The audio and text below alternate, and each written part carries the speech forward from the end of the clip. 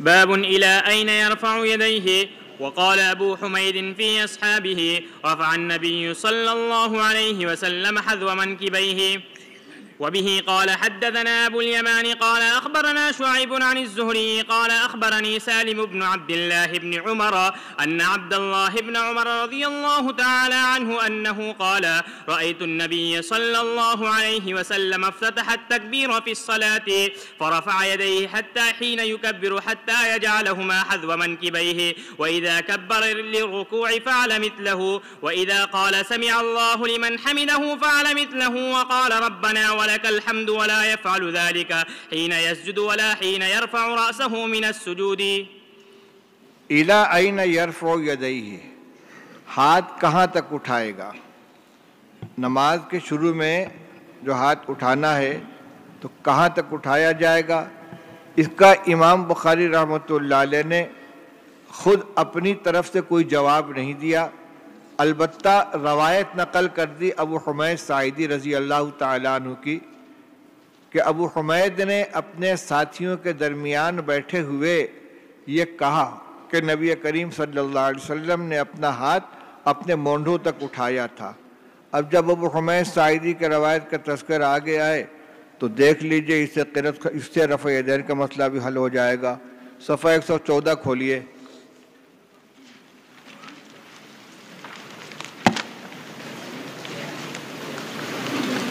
دائنے طرف کی جو روایت ہے حدثنا یحییٰ بن بکیرین، نیچے کی آخری روایت سے اوپر درمیانی صفحے پر تقریباً حدثنا مل گئی۔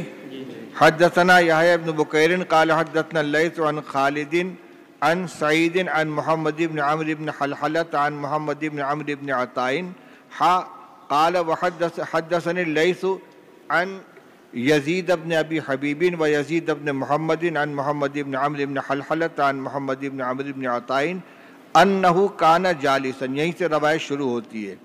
محمد ابن عمرو بن عطاء کہتے ہیں کہ انہ کان جالسا مع نفر من اصحاب النبی صلی اللہ علیہ وسلم، کہ وہ صحابہ کرام رضی اللہ عنہم کی ایک جماعت کے ساتھ بیٹھے ہوئے تھے۔ فذکرنا صلاۃ النبی صلی اللہ علیہ وسلم، ہمارے درمیان نبی کریم صلی اللہ علیہ وسلم کے طریقۂ نماز کا ذکر آ گیا۔ فقال ابو حمید الساعدی انا کنت احفظکم لصلاۃ رسول اللہ صلی اللہ علیہ وسلم، حضرت ابو حمید ساعدی انصاری نے کہا میں تم تمام لوگوں میں سب سے زیادہ رسول اللہ صلی اللہ علیہ وسلم کی نماز کو یاد رکھنے والا ہوں، اور ان کے اس دعویٰ کی کسی نے تردید نہیں کی۔ اس کے بعد یعنی جتنے لوگ وہاں موجود تھے ان میں سب سے زیادہ جاننے والے ہیں، اس کا دعویٰ کیا انہوں نے۔ کہتے ہیں کہ ابو حمید ساعدی نے فرمایا کہ رأیتہ اذا کبر، غور سے دیکھنا، فرمایا کہ میں نے رسول اللہ صلی اللہ علیہ وسلم کو دیکھا کہ جب آپ نے تکبیر کہی، کون سی تکبیر؟ نماز میں داخل ہونے کی، جعل یدیہ حذو منکبیہ، تو آپ نے اپنے دونوں ہاتھوں کو اپنے مونڈھوں کے بالمقابل اٹھایا، اسی کا یہاں تذکرہ ہے قال ابو حمید کہہ کر۔ پھر آگے کیا ہے؟ وَإِذَا رَكَعَ أَمْكَنَ يَدَيْهِ مِنْ رُكْبَتَيْهِ، اور جب رکوع میں گئے تو اپنے دونوں ہاتھوں کو اپنے دونوں ہاتھوں سے گھٹنوں کو مضبوط پکڑ لیا۔ رفع یدین ہے اس میں؟ ہے نہیں ہے۔ ثم حصر ظہرہ، پھر اپنی پشت کو بالکل سیدھا کر دیا۔ فَإِذَا رَفَعَ رَأْسَهُ، پھر جب سر اٹھایا استوا، سیدھے کھڑے ہو گئے، یہاں تک کہ ہر جوڑ اپنی جگہ پر لوٹ کر آ گیا۔ رفع یدین ہے؟ ایسا بھی نہیں کہ رفع یدین کا تذکرہ ہی نہیں ہے، اگر بالکل نہ کرتے تو شروع میں بھی نہ کرتے۔ شروع میں رفع یدین کا تذکرہ کر رہے ہیں، رکوع میں جاتے وقت بھی رفع یدین نہیں ہے، تذکرہ نہیں ہے، رکوع سے اٹھتے وقت بھی رفع یدین کا تذکرہ نہیں ہے۔ وَإِذَا سَجَدَ وَضَعَ يَدَيْهِ غَيْرَ مُفْتَرِشٍ، اس کے بعد سجدے کا تذکرہ، سجدے سے اٹھنے کا تذکرہ، بیٹھنے کا تذکرہ سب بیان کیا، روایت اپنی جگہ پر آئے گی۔ میں یہ کہہ رہا ہوں کہ اس روایت کے اس ٹکڑے سے تو امام بخاری رحمۃ اللہ علیہ نے استدلال کیا کہ جب نماز میں آپ نے ہاتھ اٹھایا تو مونڈھوں تک لے گئے، لیکن اسی روایت کے اندر جو امام بخاری کی شرط کے مطابق ہے، اس میں صرف ابتدا میں رفع یدین کا تذکرہ ہے، نہ رکوع میں جاتے وقت رفع یدین ہے، نہ رکوع سے اٹھتے وقت رفع یدین ہے، نفی بھی نہیں ہے صراحت کے ساتھ۔ لیکن جب طریقہ نماز بیان فرما رہے ہیں انا کنت احفظکم کہہ کر کہ مجھے سب سے زیادہ یاد ہے، تو جو جو چیزیں نماز کے اندر قابل ذکر ہوں گی ان کا ذکر کرنا چاہیے۔ یہ بھی نہیں کہا کہ شروع میں آپ نے ہاتھ اٹھایا، کہاں تک اٹھایا اس کی صراحت بھی کر رہے ہیں۔ اس کا مطلب یہ کہ ان کو تفصیل بیان کرنی ہے۔ تو اگر ان دونوں مواقع پر ان کے مشاہدے میں رفع یدین ہوتا تو اس کا تذکرہ کرتے۔ اچھا، پھر یہ کہ نفر من اصحاب النبی صلی اللہ علیہ وسلم میں سے کسی نے ان کے طریقے کی تردید نہیں کی، بلکہ سب لوگوں نے گویا ان کے بات کی تائید کر دی۔ یہ بھی ہماری ایک دلیل ہے اس بات کی کہ رسول اللہ صلی اللہ علیہ وسلم کا عمل رفع یدین پایا گیا ہے، لیکن اس میں مداومت نہیں ہے۔ اس لیے آپ کے طریقے نماز کو نقل کرنے والے جیسے رفع یدین کا ذکر کرتے ہیں، ویسے عدم رفع بھی ہے، جیسا کہ عبداللہ بن مسعود رضی اللہ عنہ کے روایت میں ہے، اور خود ابو حمید ساعدی رضی اللہ عنہ کے۔ ابو حمید ساعدی انصاری صحابی ہیں، عبداللہ بن مسعود مہاجرین میں سے ہیں۔ بہرحال اب یہاں لوٹ کر آ جائیے اپنی جگہ پر۔ تو ابو حمید ساعدی نے اپنے ساتھیوں کے درمیان یہ کہا کہ نبی کریم صلی اللہ علیہ وسلم نے اپنا ہاتھ اپنے مونڈوں تک اٹھایا۔ اس کے بعد یہ روایت عبداللہ ابن عمر رضی اللہ عنہ کے لے آئے ہیں کہ میں نے رسول اللہ صلی اللہ علیہ وسلم کو دیکھا کہ آپ نے افتتاح کی، پہلی تکبیر کہی نماز کے اندر، افتتاح کیا تکبیر کا نماز میں، اور اپنے دونوں ہاتھوں کو اٹھایا یہاں تک کہ ان کو کر لیا اپنے مونڈوں کے سامنے، اور جب تکبیر کہی رکوع کے لیے تو ایسا ہی کیا، اور جب سمیع اللہ لمن حمدہ کہا تو ایسا ہی کیا، اور کہا ربنا ولک الحمد۔ اور یہ عمل آپ سجدے کے وقت نہیں کرتے تھے، نہ سجدے سے سر اٹھاتے وقت کرتے تھے۔ امام بخاری رحمۃ اللہ علیہ کا مختار مسلک یہی ہے کہ رفع یدین مونڈوں تک ہوگا۔ انہوں نے صرف اسی ایک روایت کو ذکر کیا ہے، لیکن مسلم شریف میں مالک ابن حویرث رحمۃ اللہ علیہ رضی اللہ تعالیٰ عنہ کی جو روایت ہے اس میں یہ ہے کہ آپ کے انگوٹھے آپ کے کان کے لو تک اٹھے۔ وہ روایت بھی مسلم شریف کی ہے، صحیح روایت ہے۔ اس کا مطلب یہ ہے کہ رسول اللہ صلی اللہ علیہ وسلم سے دونوں طرح کا عمل ثابت ہے، مونڈوں تک بھی لے جانا اور کان کے لو تک بھی لے جانا۔ امام شافعی رحمۃ اللہ علیہ کا قول قدیم یہی ہے کہ ہاتھ مونڈوں تک اٹھے گا، لیکن جب وہ مصر تشریف لے گئے ہیں اس کے بعد ان سے جو پوچھا گیا ہے رفع یدین کے سلسلے میں کہاں تک ہاتھ اٹھے گا، تو انہوں نے بتلایا کہ ہتھیلی مونڈوں کے سامنے رہے گی، انگوٹھا کان کی لو کے سامنے رہے گا، اور انگلیاں اوپر کے کان کے اوپری حصے کے برابر ہوں گی، جو طریقہ احناف کے یہاں معمول بھی ہے۔ ایسے جب ہاتھ اٹھائیں گے تو ہتھیلی ہوگی مونڈوں کے سامنے، انگوٹھا کان کے لو کے برابر، اور انگلیوں کے اوپر کا حصہ کان کے مقابل۔ اس طرح سے ان تمام روایات کو جمع کر دیا ہے جو رفع یدین کے سلسلے میں آئی ہیں۔ کہیں کانوں تک ہاتھ اٹھانا ہے، کہیں کان کے لو تک ہے، اور کہیں مونڈے تک ہے۔ تو اس کے اندر تینوں کو جمع کر دیا گیا کہ ہاتھ کا ایک حصہ ہتھیلی مونڈے تک ہے، انگوٹھا کان کے لو تک ہے، اور انگلیاں جو ہیں اوپر کی وہ کان کے اوپری حصے تک ہے۔ یہی عمل جو ہے احناف کے یہاں بھی ہے۔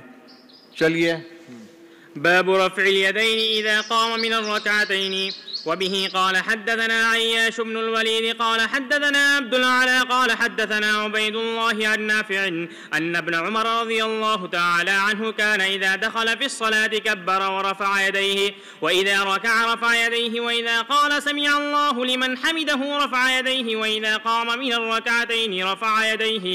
ورفع ذلك ابن عمر إلى النبي صلى الله عليه وسلم. رواه حماد بن سلمة عن أيوب عن نافع عن ابن عمر رضي الله تعالى عنه عن النبي صلى الله عليه وسلم. ورواه ابن طهمان عن أيوب وموسى بن عقبة مختصرا.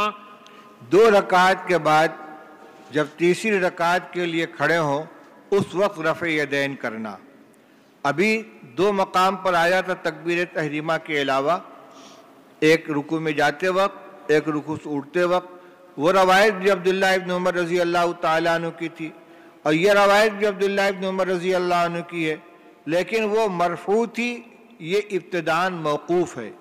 نافع اس کے راوی ہیں کہ عبداللہ ابن عمر رضی اللہ عنہ جب نماز میں داخل ہوتے تھے تو تکبیر کہتے تھے، رفع یدین کرتے تھے، اور جب رکوع کرتے تو اس وقت بھی رفع یدین کرتے تھے، اور جب سمیع اللہ لمن حمیدہ کہتے تو اس وقت بھی رفع یدین کرتے تھے، اور جب 2 رکعات کے بعد اٹھتے تھے تو اس وقت بھی رفع یدین کرتے تھے۔ دیکھیے ابھی ایک صفحے کے اندر عبداللہ ابن عمر رضی اللہ عنہ کا 2 عمل آ گیا، ایک میں صرف 2 مواقع پر تھا، رکوع میں جاتے وقت اٹھتے وقت، اور اس میں رکوع سے اٹھتے وقت بھی ہے۔ اور وَرَفَعَ ذَلِكَ ابن عمر إِلَى النَّبِيِّ صلی اللہ علیہ وسلم، ابھی تو نافع عبداللہ ابن عمر کا عمل بیان کر رہے تھے کہ خود ان کا یہ عمل تھا، اور انہوں نے اس کو مرفوع کیا نبی کریم صلی اللہ علیہ وسلم کی طرف کہ رسول اللہ صلی اللہ علیہ وسلم کو میں نے ایسا کرتے ہوئے دیکھا ہے۔ روایت سے یہ ثابت ہے اور سند صحیح سے ثابت ہے، لیکن متروک ہے۔ ائمہ اربعہ میں سے کسی کا یہ مسلک نہیں ہے۔ جو لوگ رفع یدین کے قائل ہیں، حنابلہ اور شوافع، ان کے یہاں رکوع میں جاتے وقت، رکوع سے اٹھتے وقت ہے، تیسری رکعت کے لیے اٹھتے وقت رفع یدین نہیں ہے۔ امام شافعی رحمۃ اللہ علیہ کا مسلک بھی یہی ہے، لیکن وہی بات جو ابھی میں نے کہی تھی، بعض شوافع نے یہ کہا کہ امام شافعی رحمۃ اللہ علیہ فرماتے کہ اذا صح الحدیث فہو مذہبی، اور یہ حدیث سند صحیح سے ثابت ہے، لہذا امام شافعی رحمۃ اللہ علیہ کا مسلک ہے۔ لیکن علامہ نووی شافعی نے خود اس کی تردید کی ہے، وہ کہتے ہیں کہ اذا صح الحدیث فہو مذہبی کے ذریعے سے اس کو امام شافعی رحمۃ اللہ علیہ کا مسلک اس وقت قرار دیا جا سکتا ہے جب یہ ثابت ہو جائے کہ ان کو یہ روایت نہیں پہنچی تھی، یا پہنچی تھی تو انہوں نے اس کی کوئی توجیح نہیں کی تھی، لیکن ایسا ثابت نہیں ہے، لہٰذا ایک روایت کی بنا پر صاحب مذہب کے مذہب کو مقلدین کے لیے ترک کرنے کی گنجائش نہیں ہے، اور ان کے یہاں بھی مسلک یہی ہے کہ رفع یدین جو ہے وہ رکوع میں جاتے وقت، رکوع سے اٹھتے وقت ہے، تیسری رکعت کے اٹھنے کے لیے نہیں ہے۔ البتہ غیر مقلدین اور اصحاب ظواہر کے یہاں تیسری رکعت کے لیے اٹھتے وقت بھی رفع یدین ہے۔ چلیے، باب وضع اليمنى على اليسرى في الصلاة.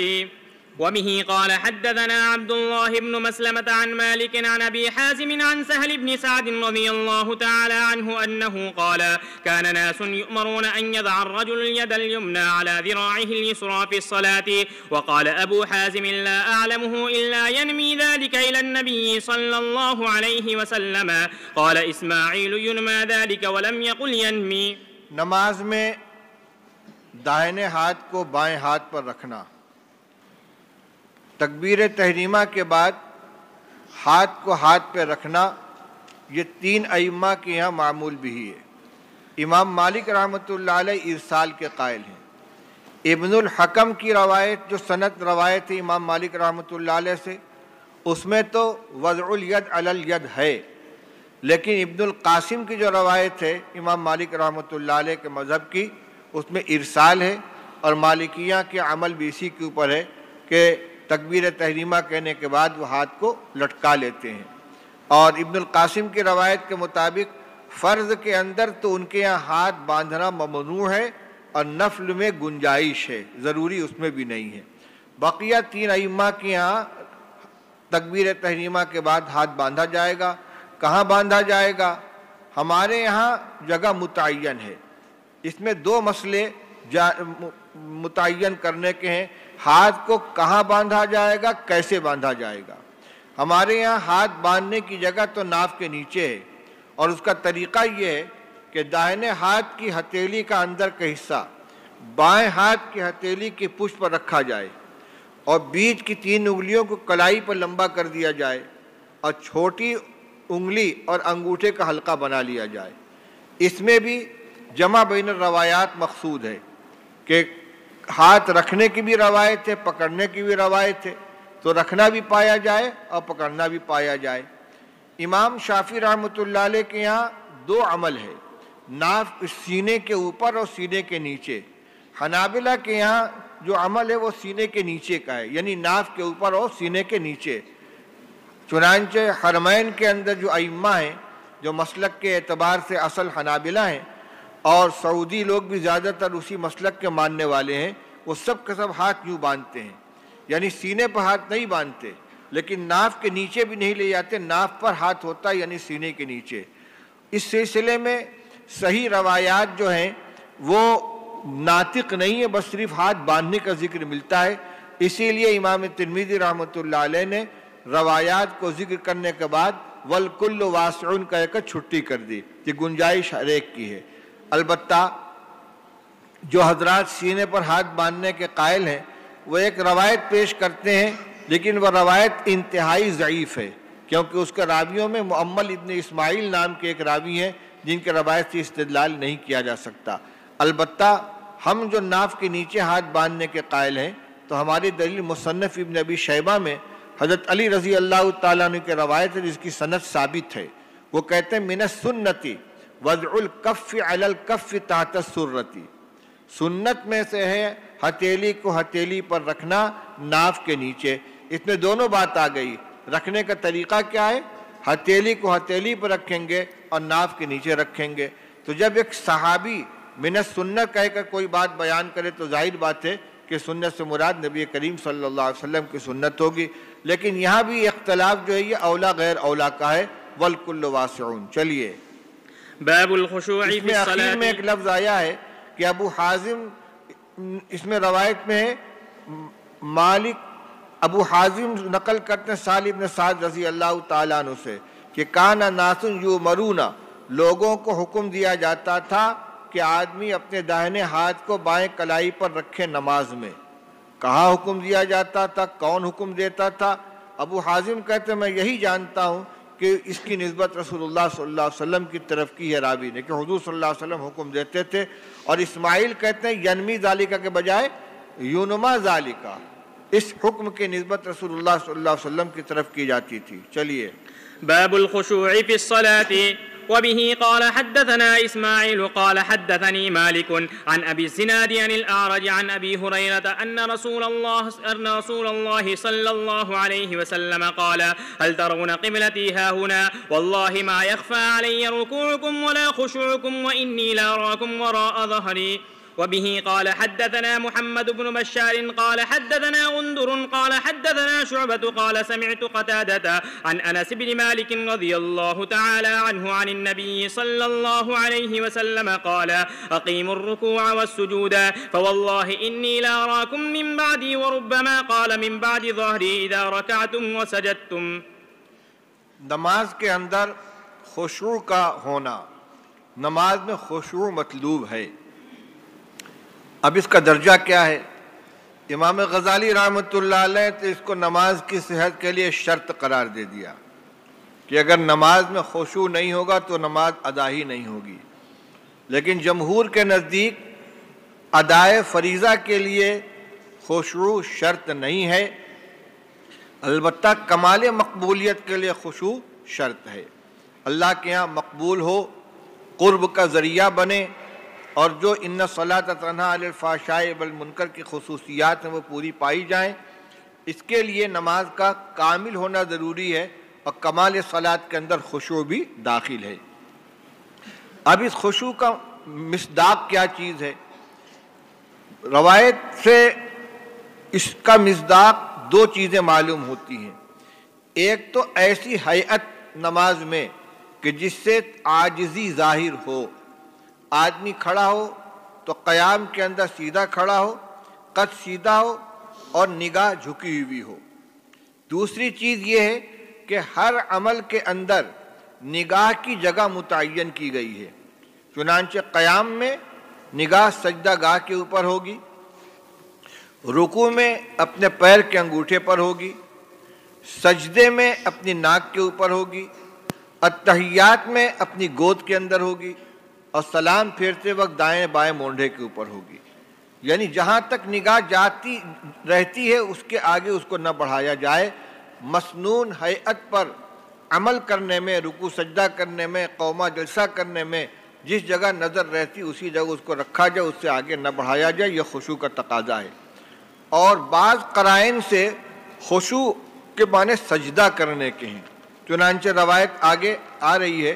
پہلی روایت دیکھیے، ابو ہریرہ رضی اللہ تعالیٰ عنہ فرماتے ہیں کہ کیا تم رسول اللہ صلی اللہ علیہ وسلم نے فرمایا کیا تم میرے قبلے کو صرف یہی سمجھتے ہو کہ میں جو کھڑا ہوتا ہوں تو مجھے صرف سامنے کی چیز نظر آتی ہے؟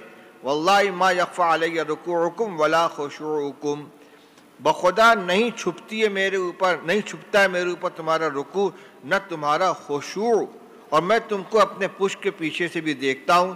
یہ روایت پیچھے بھی آ چکی، یہ رسول اللہ صلی اللہ علیہ وسلم کی خصوصیت ہے۔ یہاں خشوع حکم کو رکوع حکم کے اوپر عطف کیا گیا ہے، اور وہ چیز بیان کرنی ہے جو نگاہوں سے نظر آتی ہے۔ تو خشوع اصل میں تو قلب کی کیفیت کا نام ہے، عاجزی قلب کے اندر ہوتی ہے، اعضاء سے اس کا ظہور ہوتا ہے۔ لیکن ممکن ہے کہ ایک شخص بظاہر بڑے تواضع کے ساتھ کھڑا ہوا ہو اور دل اس کا کہیں اور گیا ہوا ہو، اور یہاں آپ فرماتے ہیں کہ میں دیکھتا ہوں، میرے اوپر چھپتی نہیں ہے۔ تو خشوع کا مصداق ایسی چیز ہونی چاہیے کہ جو آنکھوں سے نظر آئے۔ اس قرینے سے بعض لوگوں نے کہا کہ روایت میں خشوع سے مراد سجدہ ہے، کیونکہ رکوع کے ساتھ اس کو جوڑا گیا ہے۔ دوسری روایت میں یہ نبی کریم صلی اللہ علیہ وسلم نے فرمایا اقیم الرکوع والسجود، رکوع سجدہ ٹھیک ادا کیا کرو۔ خدا کی قسم میں تم کو دیکھتا ہوں اپنے پیچھے سے بھی، اور کبھی فرمایا اپنے پشت کے پیچھے سے، جب کہ تم رکوع کرتے ہو سجدہ کرتے ہو۔ ایک ہی مضمون کو دو الفاظ میں بیان کیا گیا ہے، روایت بالمعنی ہے۔ یہاں رکعتم و سجدتم آیا ہے، وہاں رکوعکم و خشوعکم آیا ہے۔ اس سے بھی سمجھ میں آتا ہے کہ خشوع سے مراد یہاں کیا ہے؟ سجدہ ہے۔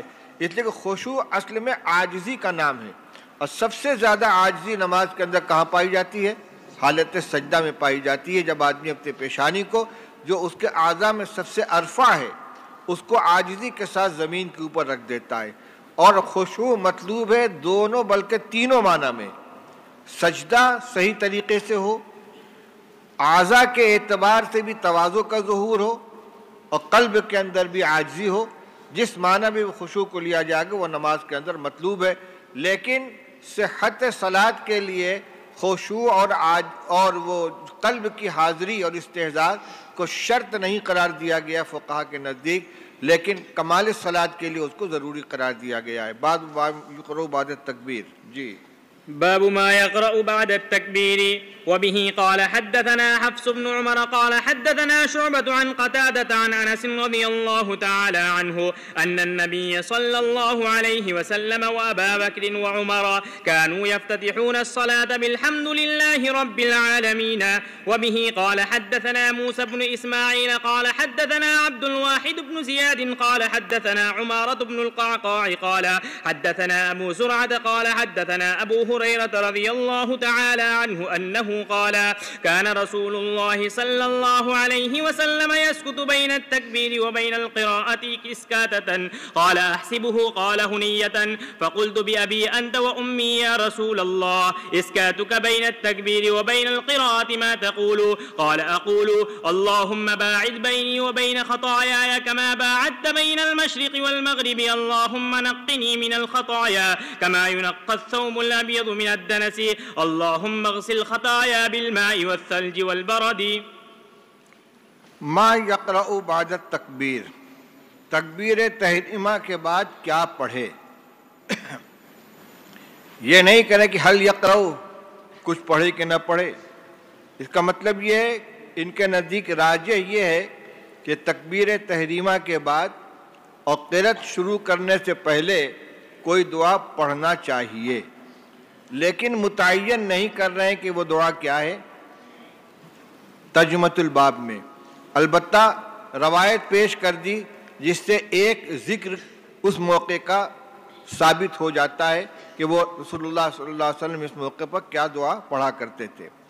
پہلی روایت دیکھیے، حضرت انس رضی اللہ تعالیٰ عنہ فرماتے ہیں کہ نبی کریم صلی اللہ علیہ وسلم اور حضرت ابو بکر اور حضرت عمر کانوا یفتتحون الصلاۃ بالحمد للہ رب العالمین، رسول اللہ صلی اللہ علیہ وسلم اور حضرات شیخین نماز شروع کیا کرتے تھے الحمد للہ رب العالمین سے، بالحمد للہ اعراب حکائی ہے، یعنی الحمد للہ کے مجموعے کے اوپر با کو داخل کر دیا، حرکت وہی باقی رہی۔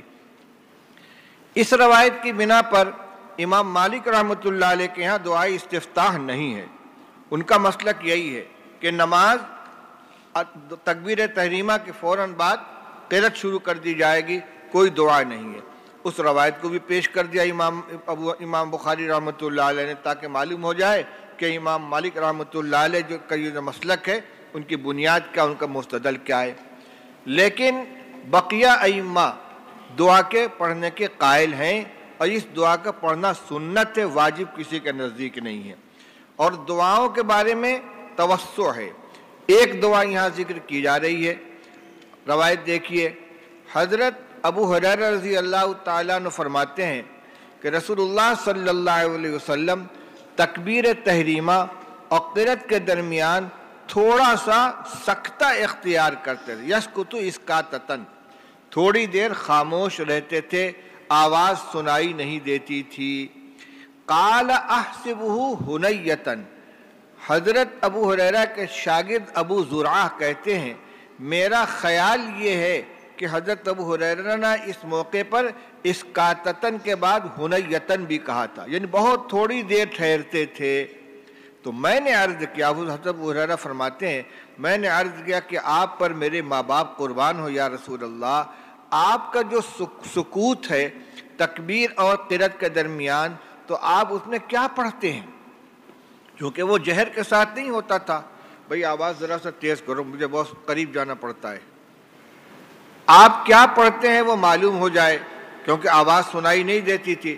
تو رسول اللہ صلی اللہ علیہ وسلم نے فرمایا کہ میں یہ کہتا ہوں، اللہم باعد بینی و بین خطایایا کما باعدت بین المشرق والمغرب، اے اللہ میرے درمیان اور میری خطاؤں کے درمیان ایسی دوری بنا دے جیسی مشرق و مغرب کے درمیان ہے، یعنی میں ان خطاؤں کا مرتکب ہی نہ ہو پاؤں۔ جیسے کوئی آدمی زمین والا آسمان تک نہیں پہنچ پاتا، تو میں گناہوں تک نہ پہنچ پاؤں اور گناہ مجھ تک نہ پہنچ پائے۔ اور یہ معنی بھی ہو سکتا ہے کہ اگر مجھ سے کوئی غلطی ہو جائے تو اس کو مجھ سے اتنا دور کر دیجئے کہ جتنا فاصلہ مشرق و مغرب میں ہوتا ہے۔ آگے فرمایا اللہم نقنی من الخطایا کما ینقی الثوب الابیض من الدنس، مجھ کو خطاؤں سے ایسا پاک کر دے، صاف کر دے جیسے کہ سفید کپڑے کو میل کچیل سے پاک کیا جاتا ہے۔ رنگین کپڑے کو اگر صاف کیا گیا، ہلکا تھوڑا بہت اس پر اگر دھبا رہ بھی گیا تو پتہ نہیں چلے گا، لیکن سفید کپڑے پر معمولی سے دھبا بھی نمایاں ہو جائے گا جب تک کہ مکمل ازالہ نہ ہو جائے۔ اس طرح میرے گناہ، میری خطاؤں کو ختم فرما دے۔ خطا کا لفظ آ رہا ہے کیونکہ نبی سے عمدن گناہ کا صدور ممکن ہی نہیں ہے۔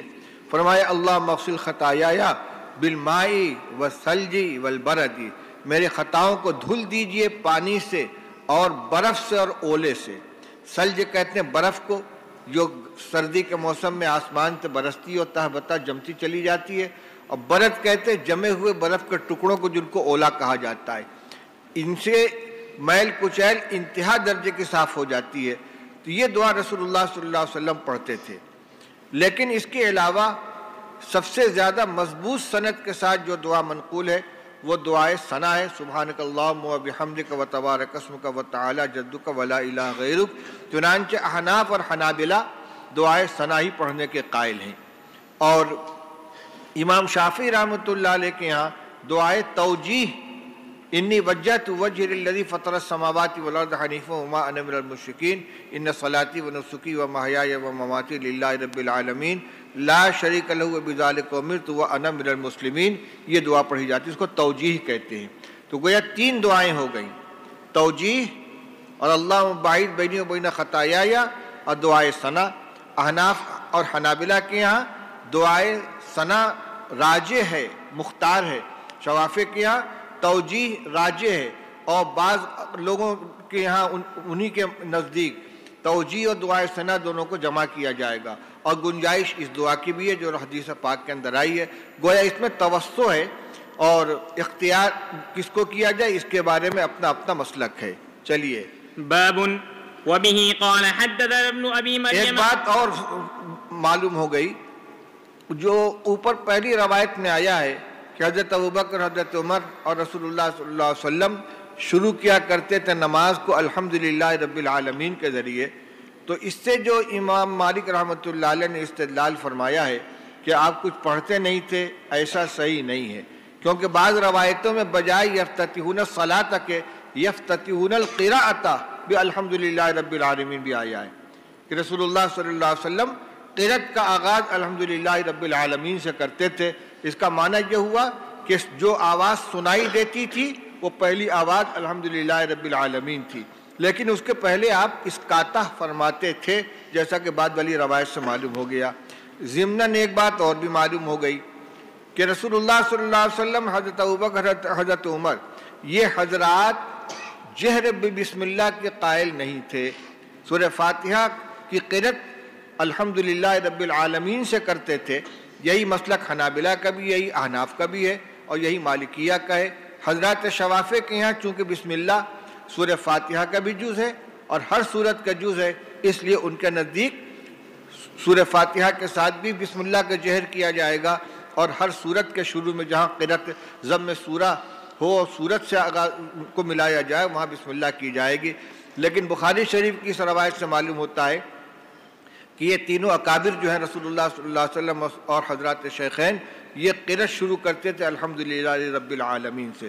یفتتحون الصلاۃ لے لیں گے تب بھی اگر یہ ہوتا کہ فاتحہ سے شروع کرتے تھے تو کہہ سکتے تھے کہ فاتحہ میں بسم اللہ شامل ہے، لیکن یہاں پہلی آیت کو ذکر کیا ہے کہ ان کی قرأت شروع ہوتی تھی لفظ الحمدللہ رب العالمین سے۔ اگر قرأت شروع ہوتی بسم اللہ الرحمن الرحیم سے تو اس کا تذکرہ کرتے۔ چلیے۔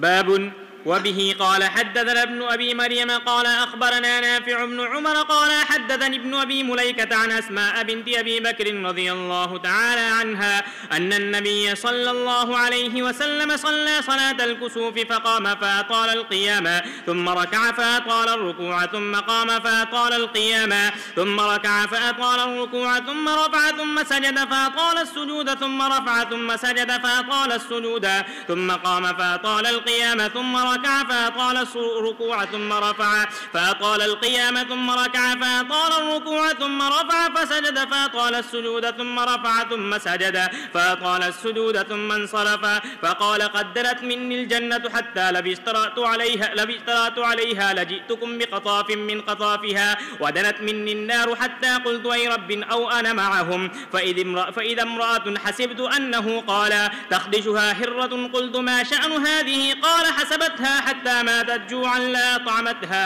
ولا أرسلتها تأكل قال نافع حسبت أنه قال من خشيش الأرض أو خشاش۔ بڑا زور لگا رہے ہو بھائی۔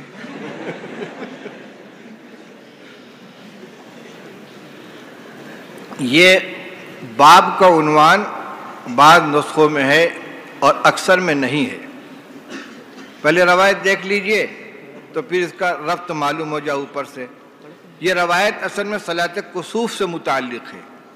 سورج گہن کے موقع پر رسول اللہ صلی اللہ علیہ وسلم نے جو نماز ادا کی ہے اور اس میں عام نماز کے مقابلے میں کچھ الگ اعمال آپ کے الگ کیفیت رہی ہے۔ ایک خوف کی کیفیت آپ کے اوپر طاری تھی اور اس میں کبھی آپ قرأت زور سے کرنے لگتے، کبھی آہستہ کرنے لگتے، کبھی آگے بڑھتے، کبھی پیچھے ہٹتے۔ رکوع کے بارے میں 1 سے لے کر 5 رکوع تک کی روایتیں ہیں۔ ایک ہی مرتبہ نماز پڑھی ہے۔ کوئی کہتا ہے کہ آپ نے ایک رکعت میں 1 رکوع کیا، کوئی کہتا ہے 2 کیا، کوئی کہتا ہے 3 کیا، 4 کیا، 5 کیا۔ امام ابو حنیفہ رحمۃ اللہ علیہ فرماتے کہ یہ ساری کی ساری چیزیں رسول اللہ صلی اللہ علیہ وسلم کی خاص کیفیت سے متعلق تھیں۔ ہمارے لیے تو 2 رکعت نماز پڑھنا ہے جیسے کہ عام نماز پڑھی جاتی ہے۔ اس کا بیان صلاۃ کسوف میں انشاءاللہ آ جائے گا، لیکن یہاں تو اس کو لے آئے ہیں اسی مضمون کے لیے کہ تکبیر تحریمہ کے بعد نماز کے اندر دعا ہے یا نہیں ہے۔ تو روایت کا وہ ٹکڑا اصل مقصود ہے۔ اسماء بنت ابی بکر حضرت عائشہ کی بڑی بہن، وہ بیان کرتی ہیں کہ نبی کریم صلی اللہ علیہ وسلم نے گہن کی نماز ادا فرمائی۔ آپ نے قیام کیا، لمبا قیام کیا، پھر رکوع کیا تو لمبا رکوع کیا۔ بریانی آ گئی۔ لمبا رکوع کیا آپ نے اور پھر قیام کیا، لمبا قیام کیا، پھر رکوع کیا، لمبا رکوع کیا، پھر سر اٹھایا، پھر سجدہ کیا تو لمبا سجدہ کیا، پھر سر اٹھایا، پھر سجدہ کیا تو لمبا سجدہ کیا، پھر کھڑے ہوئے، لمبا قیام کیا، پھر رکوع کیا، لمبا رکوع کیا، پھر سر اٹھایا، لمبا قیام کیا، پھر سر رکوع کیا، لمبا رکوع کیا، پھر سر اٹھایا، پھر سجدہ کیا، لمبا سجدہ کیا، پھر سر اٹھایا، پھر سجدہ کیا، پھر سجدہ لمبا کیا، پھر آپ نے سلام پھیرا۔ چونکہ جتنی دیر تک سورج گہن کے اندر تھا اتنی دیر تک آپ نماز کے اندر مشغول رہے۔ پھر آپ نے فرمایا کہ قد دنت منی الجنت، جنت مجھ سے قریب ہو گئی، یہاں تک کہ اگر میں جرأت کرتا جنت کے اوپر تو لے آتا میں تمہارے پاس کچھ خوشے جنت کے خوشوں میں سے، اور قریب ہوئی مجھ سے جہنم، یہاں تک کہ میں نے کہا ہے پروردگار درا حال ہے کہ میں ان کے ساتھ ہوں، میری موجودگی میں میری امت جہنم میں جائے گی۔ مطلب یہ کہ اس کا خوف آپ کے اوپر طاری ہوا، اور آپ فرماتے ہیں میں نے دیکھا کہ ایک عورت، راوی کہتے ہیں میرا خیال یہ کہ آپ نے یہ فرمایا کہ اس کو ایک بلی نوچ رہی تھی، کھسوٹ رہی تھی، اور آپ کہتے ہیں قلت ما شان ھذہ، میں نے پوچھا کہ اس کا کیا معاملہ ہے، تو فرشتوں نے کہا حبستھا، اس عورت نے اس بلی کو باندھ کر رکھا تھا، روک کر رکھا تھا، یہاں تک کہ بھوک کی وجہ سے وہ مر گئی۔ فلا لا اطعمتھا ولا ارسلتھا، نہ اس نے اس کو کھانے کو دیا نہ اس کو آزاد کیا کہ وہ خود اپنا کھانا تلاش کر لے۔ قال نافع حسبت انه قال من خشیش الارض او خشاش الارض، کیا کھا لیتی وہ اگر چھوڑتی تو زمین کے کیڑے مکوڑے۔ اب اس میں جو روایت میں یہ آیا ہے کہ قام فاطال القیامہ، طویل قیام فرمایا، اس نے کیا کیا اس کی صراحت موجود نہیں ہے۔ ظاہر یہ ہے کہ اس طویل قیام کے اندر آپ نے قرأت بھی کی ہے اور دعائیں بھی پڑھی ہیں، بلکہ ایک بات اور مزید آ گئی کہ نفل نماز کے اندر صرف تکبیر تحریمہ کے بعد ہی نہیں بلکہ قرأت کے درمیان میں بھی ادعیہ مسنونہ قرآن و حدیث کے الفاظ کی دعا پڑھنے کی گنجائش ہے۔ دیکھیے یہ جو جملہ آیا ہے روایت کے اندر کہ جب میرے سامنے جہنم لائی گئی تو میں نے کہا اے ربی وانا معہم، اے پروردگار کیا میری موجودگی میں جبکہ میں ان کے ساتھ ہوں میری امت جہنم میں جائے گی؟ یہ خطاب اللہ تعالیٰ سے، یہ دعا ہی تو ہے، اور یہ گفتگو کب ہو رہی ہے؟ نماز کے اندر، اور یہ قرأت یہ بالکل شروع میں نہیں ہے، درمیان نماز میں ہے۔ اس سے معلوم ہوا کہ دعاؤں کا محل متعین نہیں ہے بالکل کہ سوائے شروع کے کہیں دعا نہیں پڑھ سکتے، درمیان میں بھی دعا پڑھ سکتے ہیں۔ چنانچہ رکوع سے اٹھنے کے بعد ربنا لک الحمد حمدا کثیرا طیبا مبارکا فی، اسی طرح سجدے سے اٹھنے کے بعد اللہم اغفر لی وارحمنی واہدنی وارزقنی واجبرنی وعافنی، تقدیم تاخیر کے ساتھ یہ دعائیں منقول ہیں۔ اسی طرح صلاۃ التسبیح کے اندر تسبیحات پڑھی جاتی ہیں۔ تو گویا اس تیسری روایت کو اگر درمیانی بابن کو ہٹا کر اوپر کے باب کے ساتھ جوڑ دیا جائے تو اس کا تعلق کس سے ہوگا کہ نماز کے اندر دعاؤں کی 3 صورتیں ہیں۔ چونکہ یہ دعا سنت ہے، لازم نہیں ہے، اس لیے امام مالک رحمۃ اللہ علیہ کے عمل کی بھی گنجائش ہے کہ تحریمہ کے بعد قرأت شروع کر دے، اور جو لوگ دعا کے قائل ہیں تو کوئی بھی دعا پڑھ لیں، دعائے ثنا ہو، دعائے توجیہ ہو، دعائے اللہم باعد بینی و بین خطایا ہو، اور اس کی بھی گنجائش ہے جو نماز کسوف سے معلوم ہوتی ہے کہ درمیان نماز کے اندر کسی موقع کے اوپر دعا پڑھ لے۔ چلیے جائیے بریانی کھائیے۔